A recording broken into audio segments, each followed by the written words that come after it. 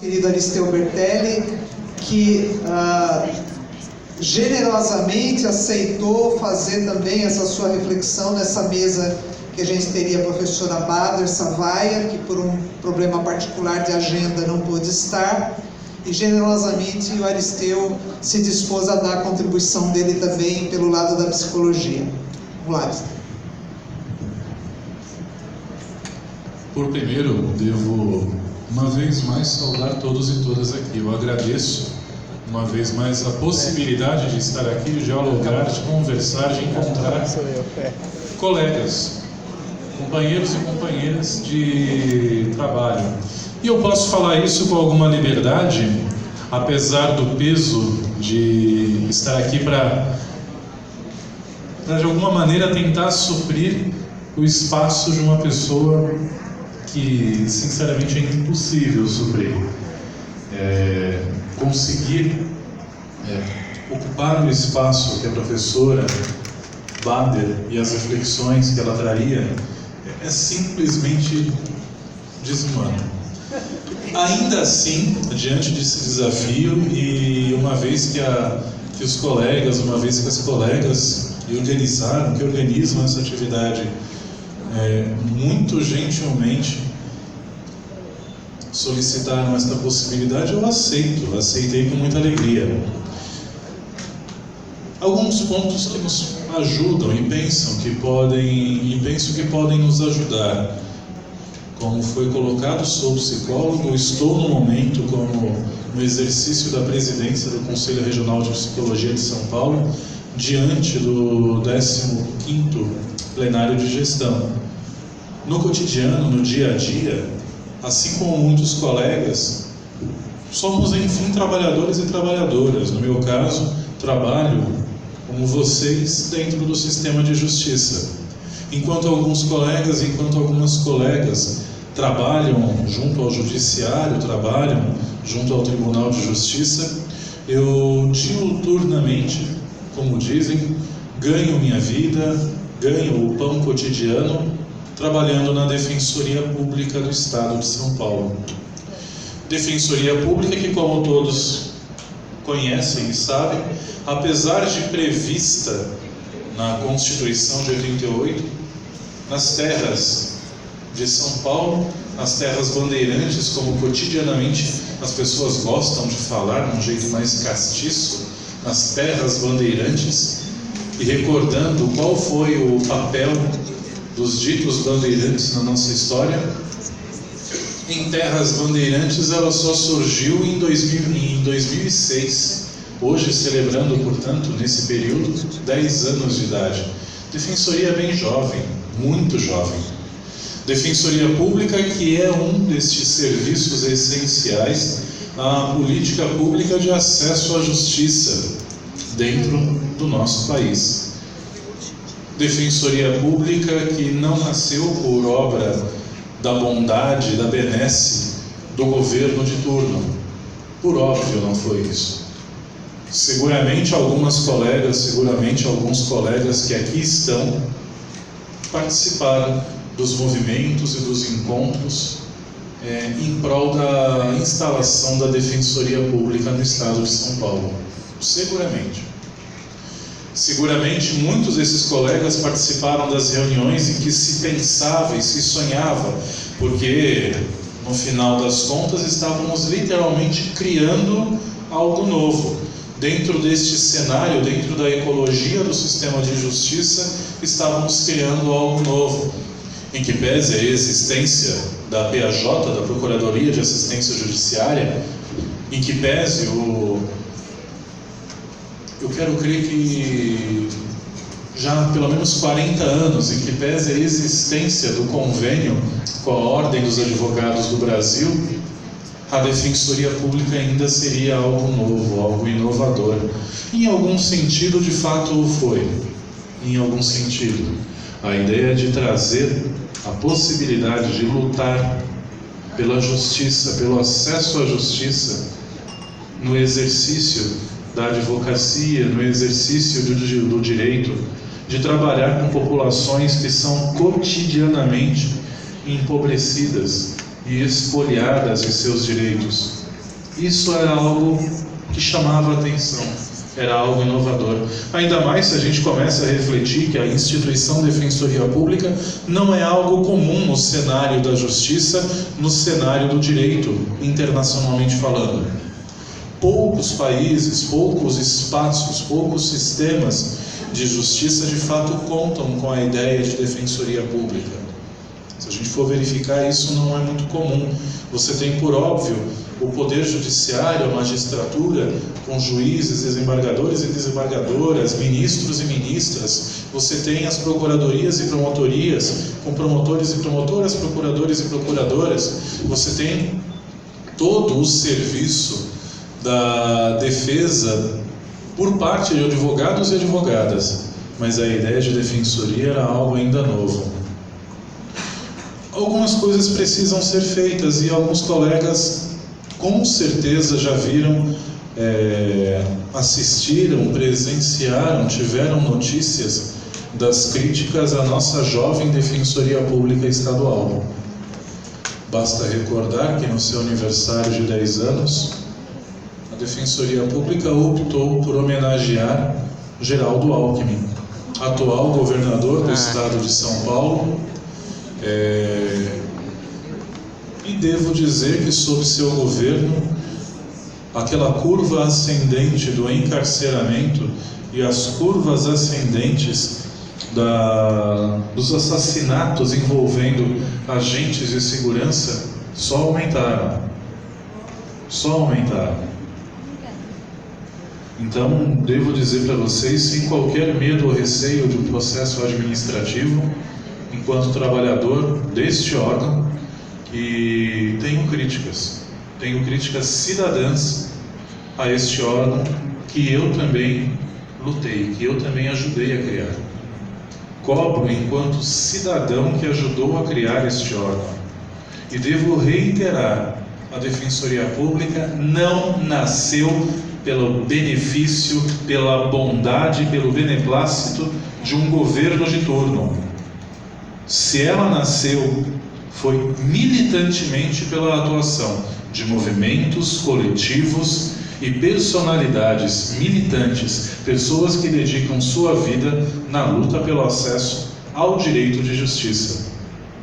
A gente nem fala de acesso à justiça de maneira plena, mas pelo menos o direito de buscá-la, pelo menos o direito de lutar por justiça. Eu não falo única e exclusivamente pelo exercício do arbítrio. Eu falo justiça de maneira qualificada.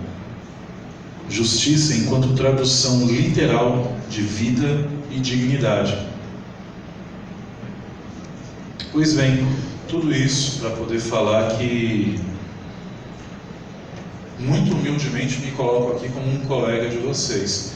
Compreendo perfeitamente que somos de órgãos, de serviços distintos dentro deste sistema de justiça, mas em algum sentido, todos nós aqui entremeiamos nossas vidas se atravessam. E é isso que eu venho trazer um pouco. E a partir disso eu começo a me perguntar também que espírito das eras, que sinal dos tempos é esse que nós enfrentamos neste momento. Algumas coisas, eu estava até recordando poucos meses atrás, a minha grande reclamação com relação à luta de direitos era pensar que teríamos que aturar um conhecido policial militar na gestão da Comissão de Direitos Humanos da Assembleia Legislativa. Éramos felizes e eu não sabia, porque hoje as coisas são um pouco mais severas. E como foi colocado, como foi muito sabiamente colocado, senhoras e senhores, não haverá convite algum para a grande inauguração do golpe e da exceção.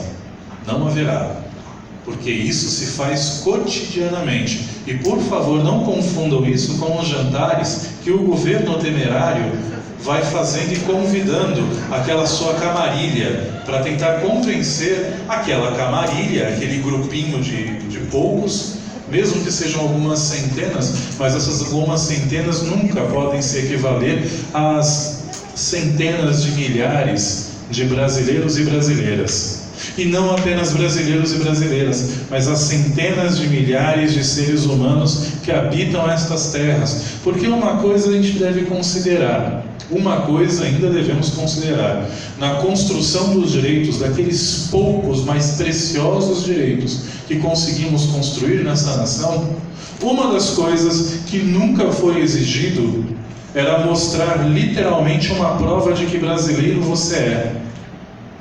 Ao menos em tese, todo e qualquer ser humano nestas terras pode solicitar a assistência de saúde, pela lógica do Sistema Único de Saúde, e que eu acabo de descobrir graças ao luminar conhecimento do atual sinistro da saúde, ou como dizem alguns, o ministro da saúde, que saúde na forma do SUS não passa de um belo romance.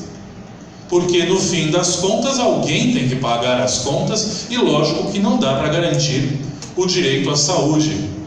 Dirá o nosso ilustre Gilmar Mendes, bebendo das fontes teutônicas do direito, que existe o limite da reserva do possível, ou em bom português, o cobertor é curto. Ele dirá dessa maneira. E já que o cobertor é curto e que existe o limite da reserva do possível, devemos cortar literalmente. Em algum momento alguém deverá ficar passando frio nos pés ou passando frio na cabeça. Garanto que para vocês, nessa visão absurda, a ideia de você poder fornecer serviços públicos de qualidade e em quantidade não passa na agenda deste governo. Sabemos que há muito tempo lutamos pela efetivação de direitos. Sabemos que diuturnamente, cada um que está aqui, cada uma que aqui está, dentro do seu fazer, dentro do seu exercício e a partir de sua vida, literalmente a prova viva de uma luta pela dignidade da pessoa humana e pelo correto exercício profissional e pela oferta digna de serviços públicos à população. Nós sabemos disso evidentemente. É tão luminar quanto o sol do meio-dia. No entanto, a agenda posta pelo governo temerário, o governo que segue, é uma agenda de corte de gastos ou de readequação. A gente estava lembrando que alguns anos atrás a palavra da moda era reengenharia de processos. Passou a moda, usamos outras palavras. Hoje nós abordamos o tema da flexibilização. Flexibilização das possibilidades, das leis. Alguns colegas vão lembrar até alguns conceitos mais rebuscados da economia, como a ideia de obsolescência programada. E por que não aplicar essa ideia de obsolescência também aos direitos construídos historicamente? Até porque sabemos plenamente que a ideia de cidadania e direitos pode ser entendida também como consumo de produtos, porque assim as pessoas estão vendendo literalmente. Cidadania e direitos enquanto consumo.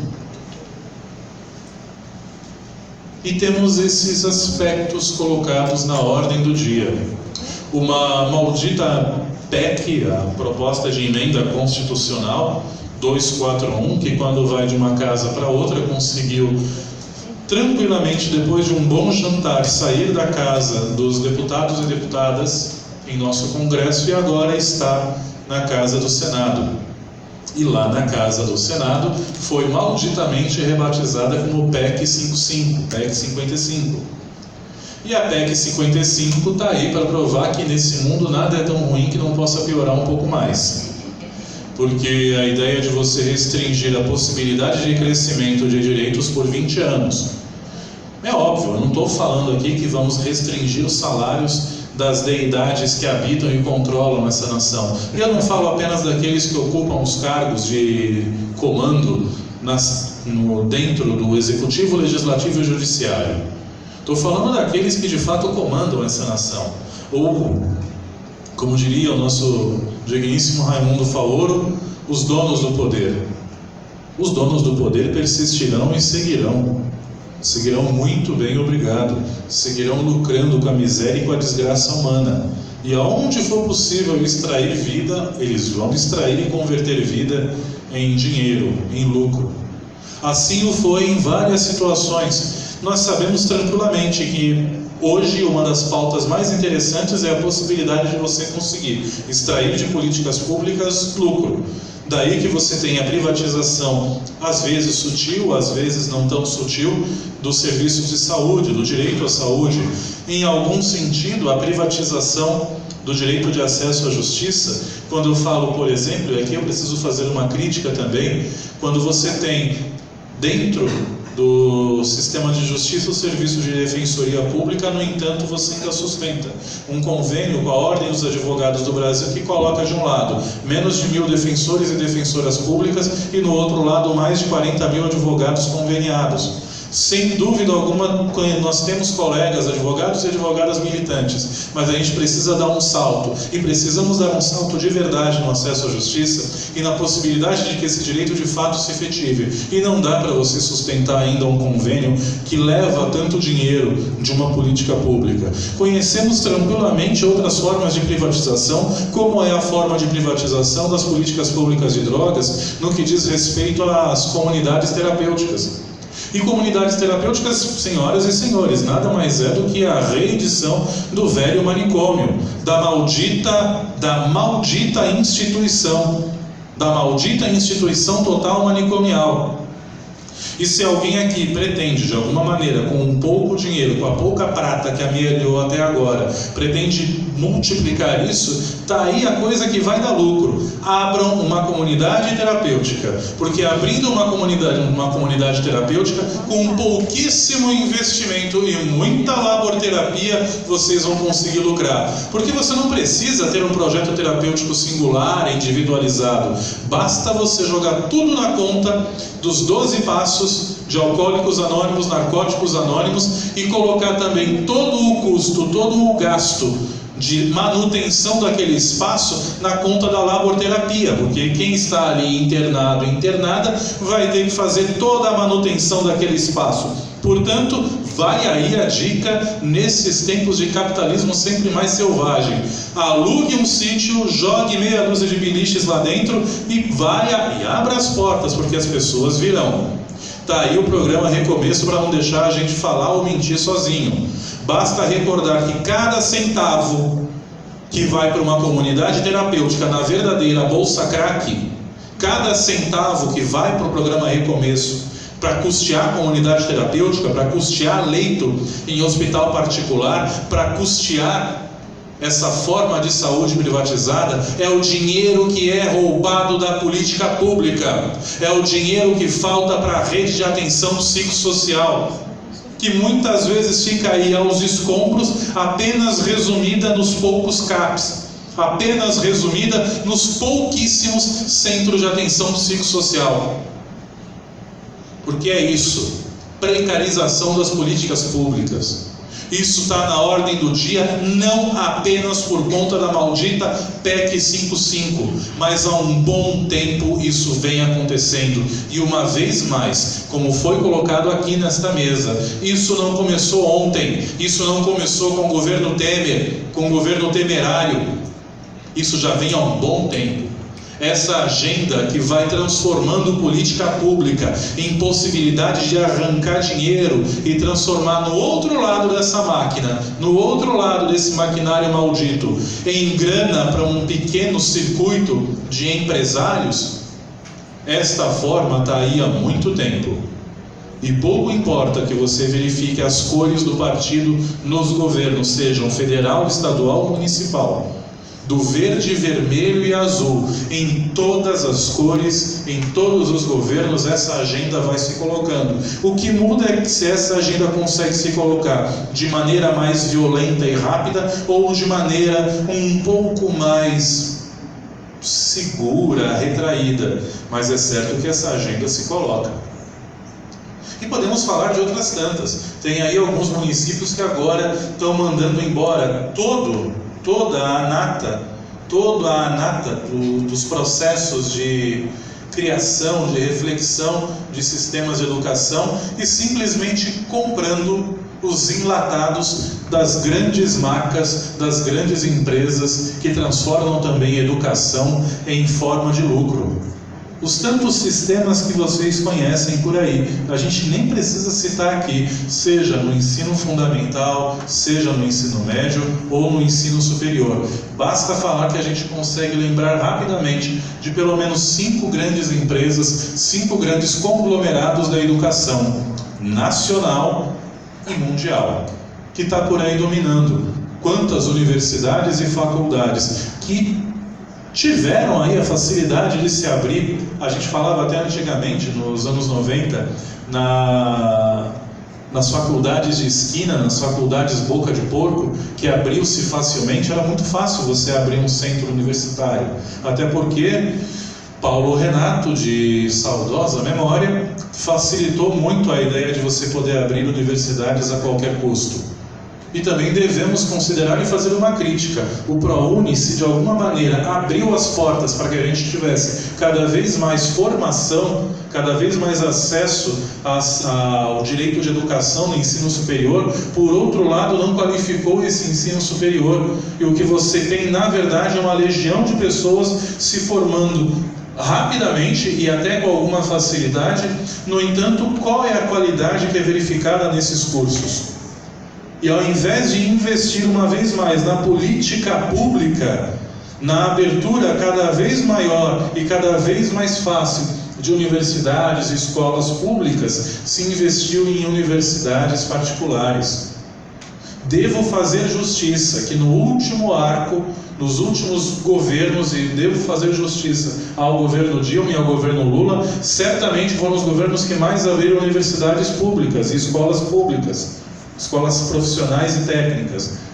Entretanto, também foram também os governos em que se abriu cada vez mais a possibilidade de você ter, pela chave do ProUni, pelo chaveamento do ProUni, um acesso a uma educação superior de qualidade questionável, no mínimo questionável. Basta verificar o que tem acontecido. Meus amigos e amigas, vocês conhecem claramente isso, evidentemente isso, as dificuldades de nossa juventude que sai do ensino superior de maneira extremamente precária.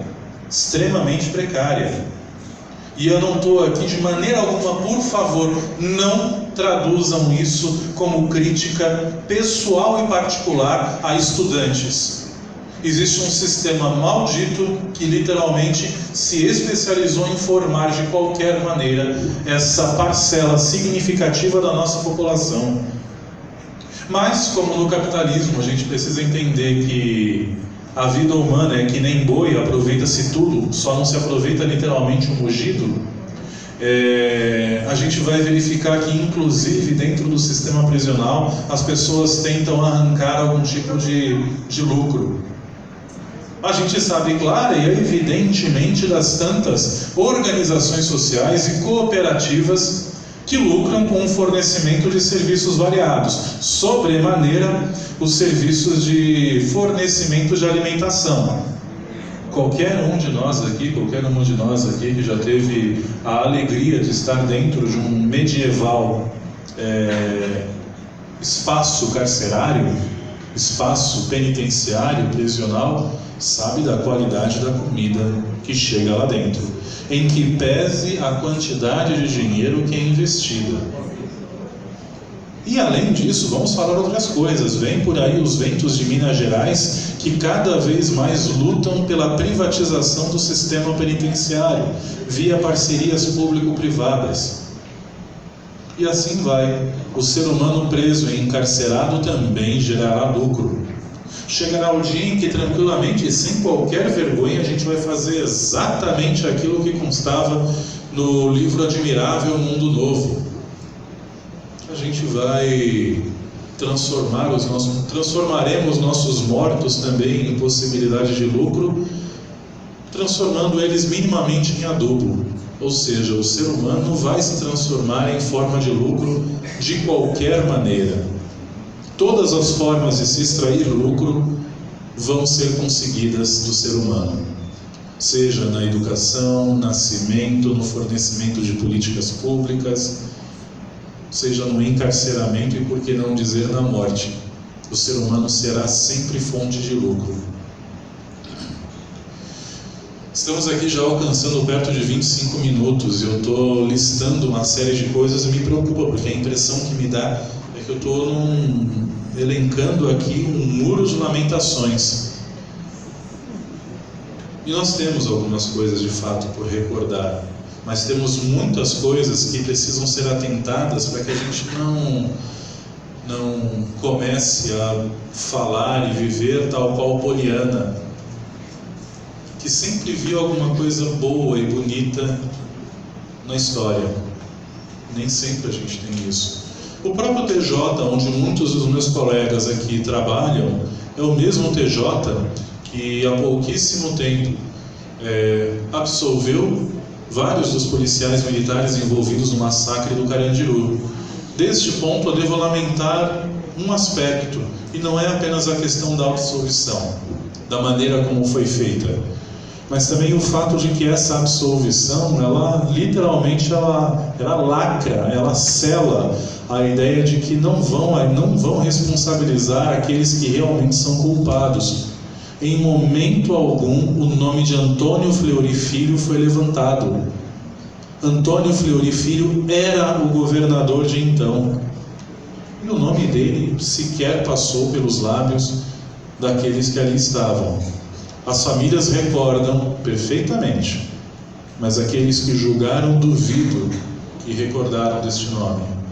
É o mesmo TJ que num dia me dá alegria também, porque surge com aquela decisão contrária ao uso de armamento dito menos letal nas manifestações, mas literalmente no dia seguinte, eu não posso nem me alegrar por algumas horas, é o mesmo Tribunal de Justiça que reformou a decisão, porque, ora, sejamos sinceros, precisamos garantir o exercício, o monopólio da violência estatal. Gente, as pessoas que aqui estiveram em 2012, na Operação Sufoco, na Operação Dor e Sofrimento, na região da Luz, sabem tranquilamente o que essa nossa polícia autoritária e armada, esse nosso entulho do recente período ditatorial, do período ditatorial civil, empresarial e militar, que este entulho é capaz de fazer. Todos aqui conhecem a história da gestante que recebeu um tiro a queima-roupa de bala de borracha. E vamos ser sinceros também, bala de borracha nada mais é do que um eufemismo para um projétil de metal revestido com uma borracha dura feito um inferno e que dói e machuca a qualquer distância. O que dirá a distância de um tiro a queima-roupa? Precisamos recordar outras coisas também, né? É importante, a gente falou aqui do encarceramento em massa, e olha, eu estava me recordando que também nesse ano a gente comemora 10 anos de defensoria e 10 anos da nova lei de drogas. E olha que a lei de drogas trouxe avanços memoráveis. A ideia de você pensar a existência de usuário, a ideia de você pensar que as políticas públicas devem se ocupar muito mais da questão do cuidado e um pouco menos da questão de segurança. Pois bem, não é que mesmo esse diploma que traz tantos avanços é o diploma que justifica um encarceramento que fez literalmente dobrar nossa população carcerária. Hoje a gente fica disputando aí uma querela se somos a terceira ou a quarta maior população carcerária. Bobagem. Bobagem, porque no fim das contas significam pelo menos 700 mil seres humanos encarcerados. 700 mil seres humanos. Isso sem contar aquela parcela da população em cumprimento de medida socioeducativa de restrição de liberdade dentro das unidades da Fundação Casa e os seus equivalentes pelo Brasil. Só no estado de São Paulo, salvo engano, me corrijam, gira perto de 12 a 15 mil seres humanos adolescentes. Adolescentes que são seres humanos em peculiar estágio de desenvolvimento, que deveriam ser objeto e alvo de todas as políticas que se pautam pelo princípio, não apenas da dignidade humana, mas da prioridade de crianças e adolescentes.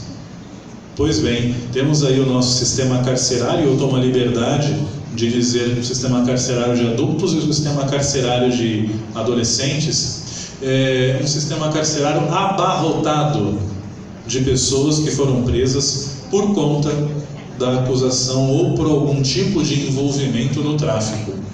E seguimos nessa política de enxugar gelo da guerra às drogas, esse outro entulho do século passado que ainda persistimos.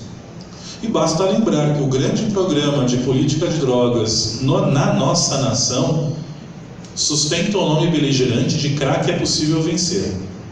Primeiro que é um absurdo conceitual pensar que o grande problema de drogas nesse país é o crack, é a cocaína fumada.